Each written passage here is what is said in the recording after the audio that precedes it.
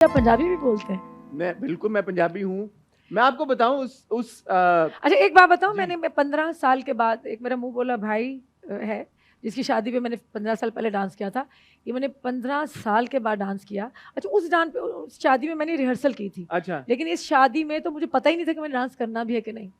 यही बात कहने वाला था, सॉरी आपकी बात काट रहा था, कि सब लोग ना वहां पे वो खड़े हुए थे and obviously when you started performing सबने अपने फोन वो निकाली और एंड मैंने कहा मैं फोन भाड़ में गया, मैं live Resham is performing I just stood there and I kept looking at you and my god, जो मैं कह रहा हूँ 3.5 मिनट इम्प्रॉम्प्टू बगैर रिहर्स किए, आपका एक एक एक्सप्रेशन, आपका लिप सिंक जो आप साथ साथ गुनगुना रही थी। एक्ट्रेस वो होती है जिसका लिप सिंक बहुत अच्छा हो।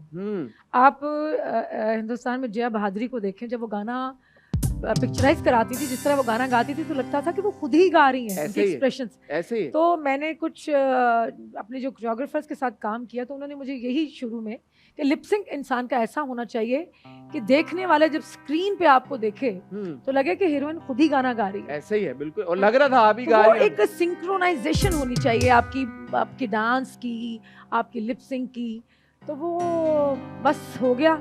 अच्छा टेल मी समथिंग, जैसे आप बता रही थी जब आप छोटी थी और आप परफॉर्म करती थी, आपको शौक था और आप मैं स्कूल में दीवार टाप के आप चली जाती थी, शादियों में भी परफॉर्म कर, वो क्या मोमेंट थी जब आपने रियलाइज किया कि यार ये कोई है स्किल, कोई टैलेंट और मुझे इसको ना परस्यू करना चाहिए, एक्टिंग की तरफ आना चाहिए, या किसी और ने स्पॉट किया? नहीं, ये कुछ हालात ऐसे हुए थे कि मैं छोटी उम्र से मैं चाहती थी कि मैं बहुत जल्दी अपने पैरों पर खड़ी हो जाऊं, मैं कमाऊं। तो मेरी बाजी ने मुझे पाला। जी जी बिल्कुल। तो I was 7.5 and I lost my mother. बाप तो मैंने देखा नहीं, मैं पैदा होने वाली थी जब फादर की डेथ हुई। तो बाजी ब्रॉट मी अप, बल्कि पूरी फैमिली को उन्होंने, उनकी बड़ी सेक्रीफाइसेस हैं। तो मुझे था कि मुझे कुछ बनना है।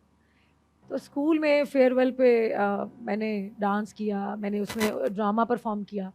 तो टेलीविज़न से हमारे 2-3 डायरेक्टर्स, अशरफ तबस्सुम साहब और 1-2 और डायरेक्टर्स आए वहाँ पे। तो उन्होंने कहा आप बड़ी टैलेंटेड है, तो आप पीटीवी स्टेशन आए ना, अपना ऑडिशन दें। तो मैंने उनसे नंबर ले लिया। तो नंबर लिया तो अल्लाह मेरे भाई को जनता में उनका घर करे परवरदिगार, तो मैं अपने भाई के साथ बाइक पे बैठकर बाजी को बताए बगैर मैं पीटीवी स्टेशन चले गई। मैंने ऑडिशन दिया तो उन्होंने मुझे पास कर दिया। तो उन्होंने कहा कि एक छोटा सा ड्रामा है, उस वक्त वो कोई स्लॉट चलता था 30 मिनट्स वाला। जी जी जी। तो कवि खान साहब, अल्लाह गरीक रहमत करे उन्हें, परवरदिगार आमीन। तो उनकी बेटी का कैरेक्टर था, उसमें मेरे ख्याल 2 से 3 डायलॉग्स थे। तो I have started from 300 rupees, यार 300 रुपए से फॉर 3 डायलॉग्स। तो मुझे 300 रुपए का चेक मिला, मेरा तो अकाउंट भी नहीं था। तो I have struggled a lot. Of course. बहुत किया। What did you do with those 300 rupees? वो तो पता नहीं, वो बड़ी मुश्किल से मैं एक्चुअली मेरा आईडी कार्ड ना, मदर की फैसलाबाद में ना प्रॉपर्टी हमने सेल करनी थी। फिर मैंने वो प्रॉपर्टी सेल करने की वजह से मेरी उसमें एज हमने ज़्यादा लिखवाई आईडी कार्ड में। आज तक मेरे पासपोर्ट पे और मेरे आईडी पे एज ज़्यादा है, ज़्यादा लिखी हुई। लोग कम लिखवाते हैं, मेरी ज़्यादा है क्योंकि अम्मी का वो आपकी एज जितनी भी हो सारू कोई फर्क नहीं पैंदा, age is just a number. तो वो पीछे मुड़ के देखती हूँ ना, तो मुझे, मैंने जितनी स्ट्रगल की है मैं आपको शायद अपने लफ्जों में वो बयान ही ना कर सकूं। नहीं, ऑफ कोर्स जो लोग आपके फैंस, हम सब जिन्होंने जिन धूपों में जिस तपती हुई रेत पे खड़े होके हमने काम किया है ना, मैं खेपरो चले गई, वहाँ मेरी एक फिल्म थी हुकूमत जी, वहाँ मोहम्मद राना का और मेरा एक गाना पिक्चराइज होना था। आप यकीन करें कि रात को हम वो 4 पाइयों पे सोए, सुबह हमने 5 बजे निकलना था उस गाने की पिक्चराइजेशन के लिए। तो हम लोग सुबह जीपनियों पे, वो जीप पे छोटी पे बैठ कर गए। तो एक तो वो झटके ऐसे वो सहरा के अंदर, और खाना शुक्र है मैंने कम खाया, तो वरना आप आप वॉमिट कर देते। तो वहाँ जब पहुँचे, वहाँ एक छोटा सा एक जगह थी जहाँ पे 2 दीवारों का स्कूल था बच्चों का, वहाँ पे बैठ के मैंने मेकअप किया। वो 5-4 घंटे में मैंने 3 ड्रेसेस चेंज किए। मैंने पूरा गाना जो 3 दिन का था मैंने 1 दिन में पिक्चराइज किया। और मेरे पाँव की उंगलियों से खुदा की कसम खून निकल रहा था। वाह, वो इतनी तपती रेत थी, लेकिन वो काम की जो एक वो आपके अंदर वो एक जज्बा जो था ना काम करने का, वो इतना ज़्यादा था कि पता ही नहीं चलता था मुझे। निगाह जी जो हैं, उन्होंने मेरे कोरियोग्राफर, उन्होंने कहा रेशम तुम्हारे पैरों की उंगली से खून निकल रहा है, क्योंकि जूती तो आपको पता है सहरा में कहाँ जूती पहन जी। सकते हैं, वो रेत में धंसते पाँव बिल्कुल। जाते थे। तो वो हो गया, लेकिन वो किया अल्हम्दुलिल्लाह। मैं कहती हूँ कि सर्दियों में बारिशों के भी गाने पिक्चराइज कराए और बिल्कुल। नमूनिया भी हुआ। बिल्कुल। तो बहुत एक लंबी स्ट्रगल है ये इसके जो पीछे। चैलेंजेस अब हमारे एक्टर्स ने, मूवी स्टार्स ने जो फेस किए हैं, बहुत कम लोगों को पता उस है। वक्त वैनिटी वैन Vans नहीं होती थी, मैं यही कहने लगा था। सूरज यकीन करे गालों पे थप्पड़ मार रहा होता था, इतनी And गर्मी still होती you, थी। all of you looked gorgeous and like those अल्हम्दुलिल्लाह, movie stars. अल्हम्दुलिल्लाह, अल्लाह का बहुत शुक्र है। लेकिन वो पता है कि हमारा जज्बा ऐसा था, वो जज्बा मैं आज के फनकारों में नहीं देखती हूँ। आज के फनकारों में जो मैं देखती हूँ हम्म, कम है जज्बा, जी। लोगों में है, लेकिन उनमें सिर्फ मैं नखरा देखती हूँ, जी। एटीट्यूड देखती हूँ।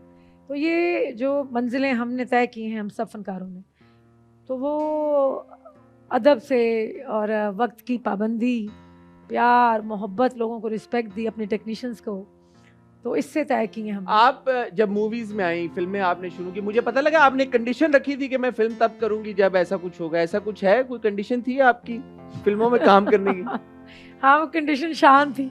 शान थे वो, क्योंकि हम शान के साथ शूट कर चुके हैं, तो मैं जानना चाहूंगा ये क्या वाकया था।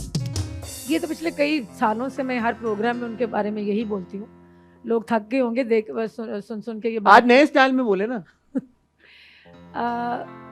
बहुत छोटी थी, शान की फैन थी मैं। कभी सोचा नहीं था कि फिल्म इंडस्ट्री में आऊँगी। हाँ, टीवी का तो मैंने काम, फिल्म इंडस्ट्री में मुझे भाभी लेकर आई, मिसेस नूर, सैयद नूर साहब की जो वाइफ, रुखसाना भाभी, अल्लाह करी के रहमत करे, इस दुनिया में नहीं है। भाभी लेकर आई। भाभी ने मेरे मतलब वो अखबार में लिखती थी, उन्होंने इंटरव्यू किया तो उन्होंने कहा बेटा तुम काम क्यों नहीं करती फिल्म? That's how जीवा came to you.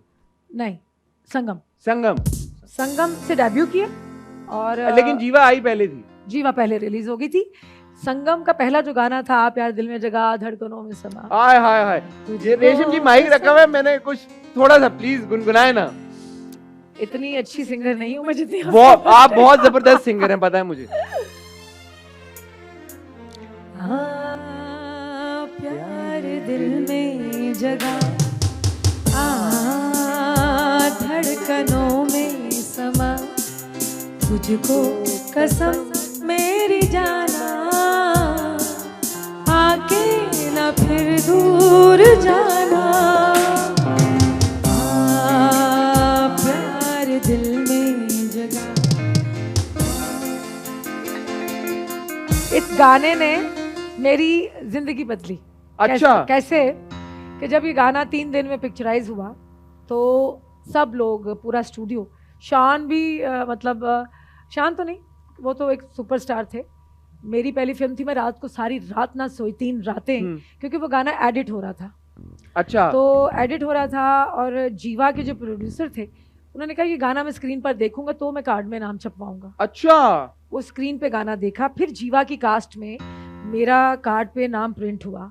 जाहिर है काम के बलबोते पे आए ना उसके।